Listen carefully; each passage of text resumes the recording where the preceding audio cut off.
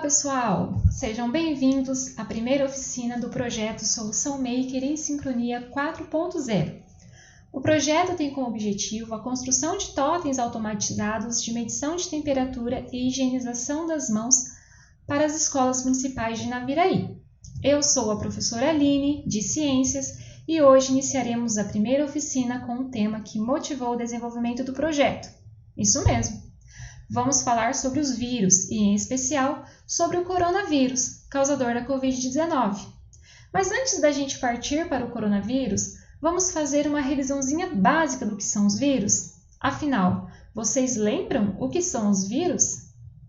Bem, a palavra vírus é originária do latim e o seu significado refere-se a veneno ou toxina venenosa.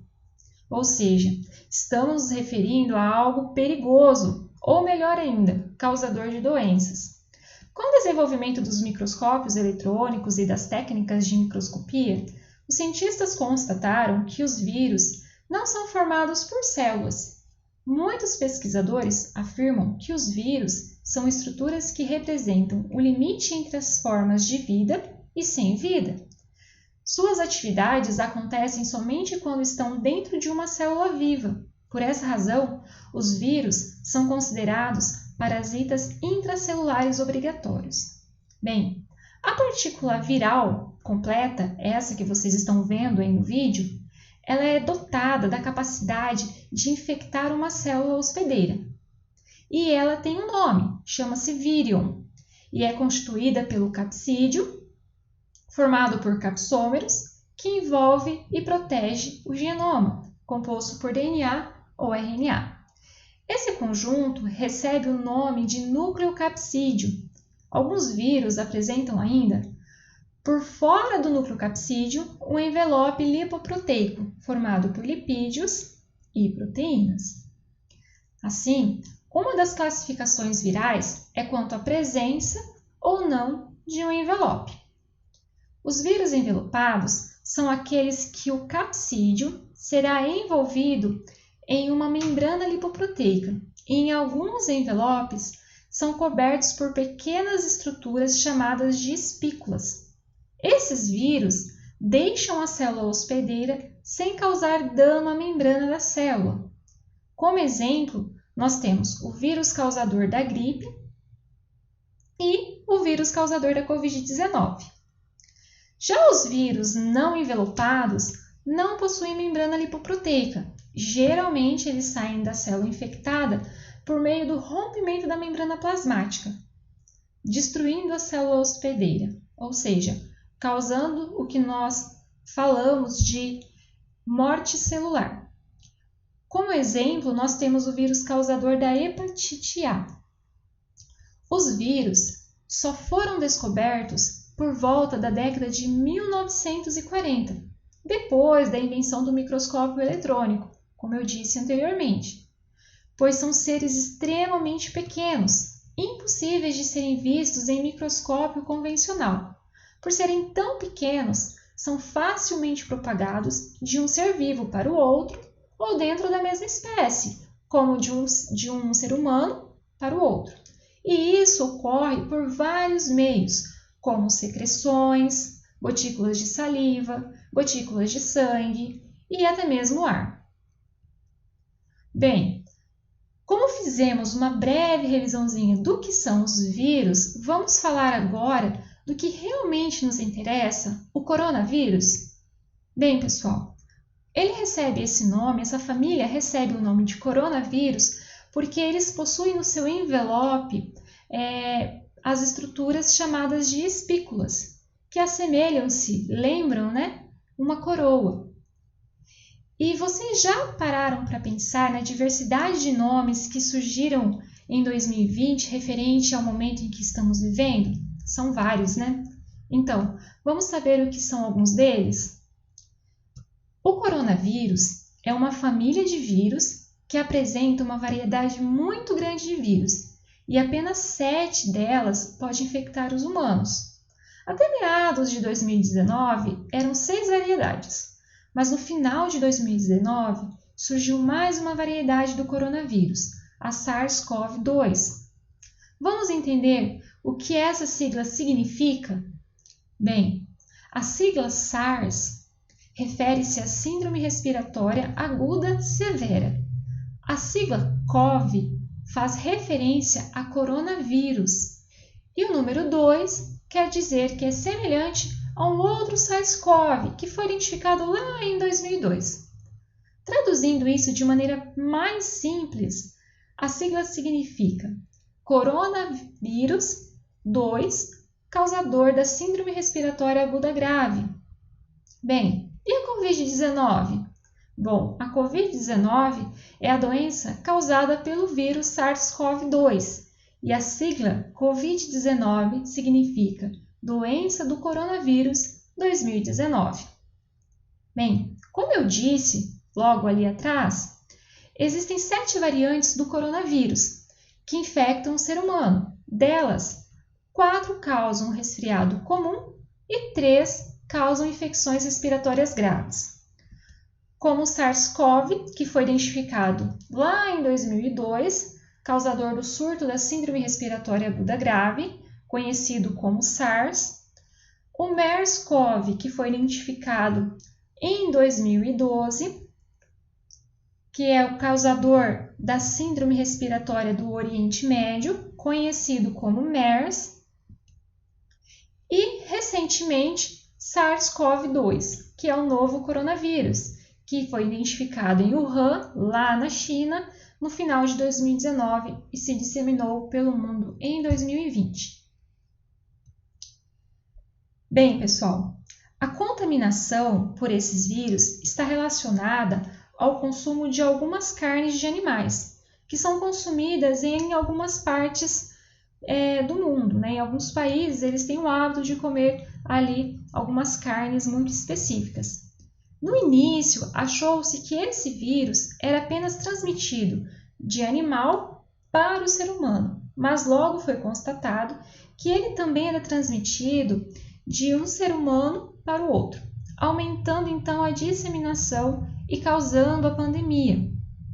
Bem, a transmissão ela acontece de uma pessoa doente para outra, por contato próximo, podendo ou não estar apresentando sintomas. Então, devemos ficar alerta a isso, né? Porque às vezes a pessoa está transmitindo a doença e nem ela sabe. Bom, com isso, a transmissão ela pode ser por meio de gotícula de saliva, por espirros, por tosse, por catarro, pelo toque ou aperto de mãos e também por objetos ou superfícies contaminadas.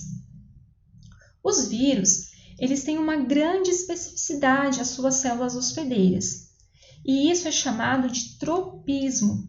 O vírus causador da Covid-19 tem como tropismo o sistema respiratório, causando a síndrome respiratória aguda grave, podendo manifestar-se de forma leve, podendo ser confundido com um resfriado, ou uma gripe, ou uma leve rinite ou sinusite, como também pode evoluir rapidamente para uma grave e rápida pneumonia, com insuficiência respiratória importante, progredindo também isso para a morte, né, causando óbito. Bem, pessoal, mas e os sintomas? Como que nós devemos perceber os sintomas, né? Os sintomas são diversos, certo? E ao apresentar os sintomas, qualquer sintoma, mesmo aqueles que são raros, como vocês estão vendo aí na tabela, como por exemplo os espirros, a coriza, a diarreia, nós devemos ficar em alerta. Mas o que deve ser feito ao apresentar algum sintoma, mesmo que seja leve? Devemos ficar em casa, isso mesmo. Devemos ficar em casa entre 8 até 14 dias, fazer o exame e seguir orientações médicas. Apenas em casos de falta de ar, nos primeiros sintomas ali dessa falta de ar, devemos procurar o hospital de referência, certo?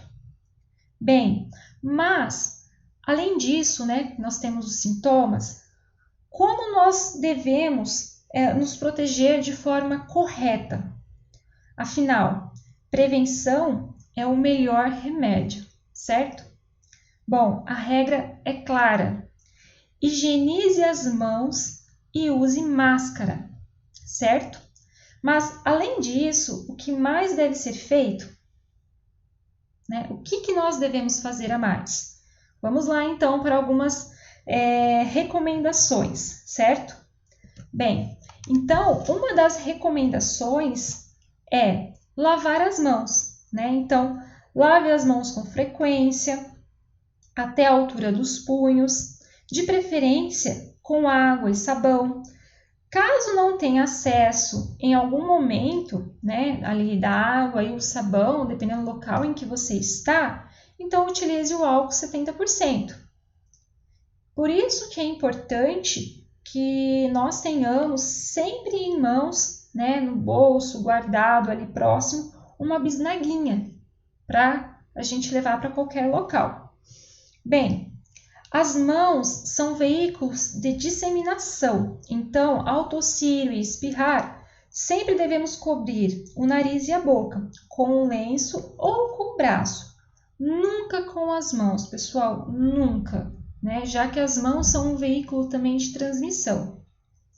Evite tocar os olhos, o nariz, a boca, principalmente se as mãos não estiverem higienizadas.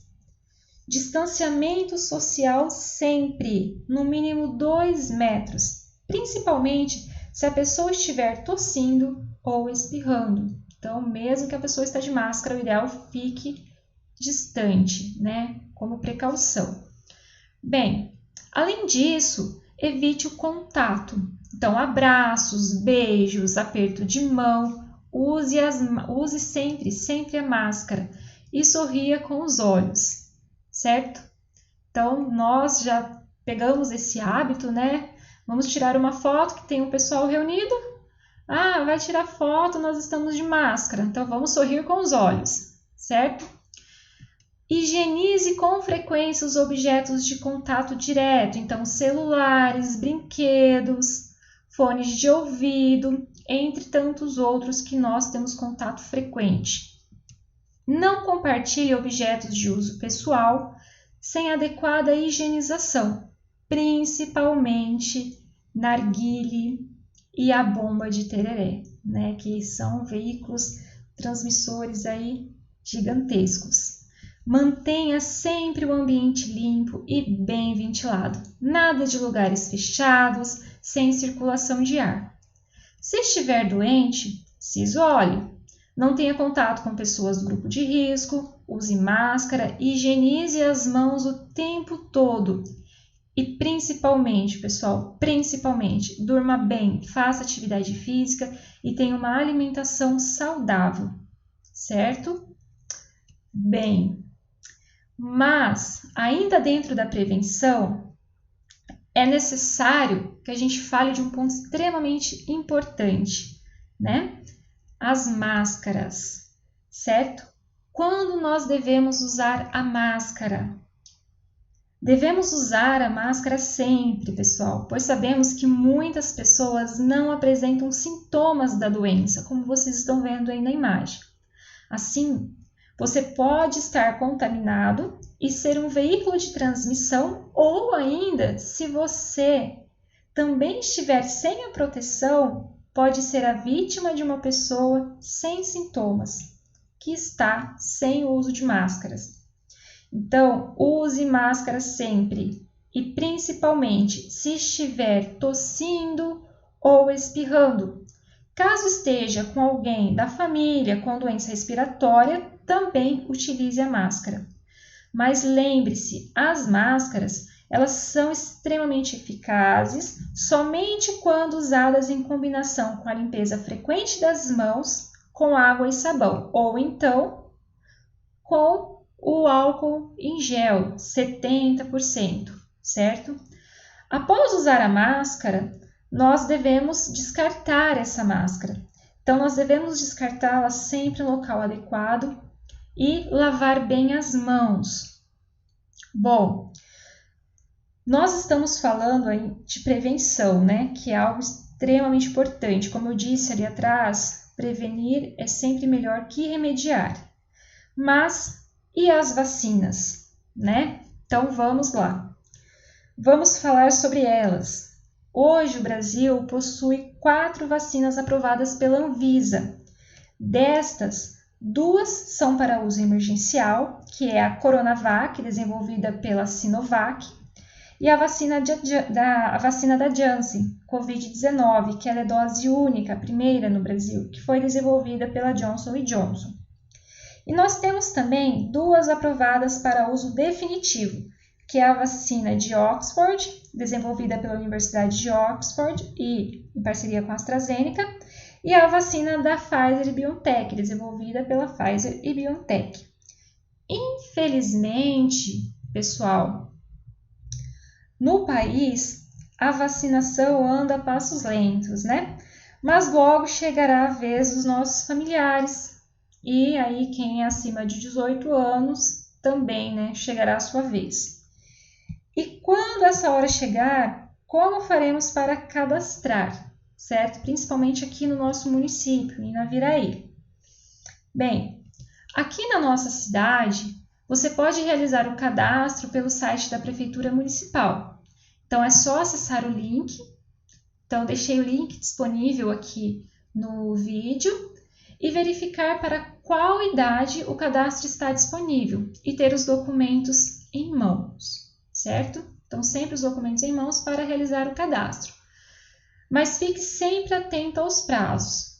Afinal, acredito que ninguém quer ficar de fora, né? Acredito que todos querem tomar a vacina.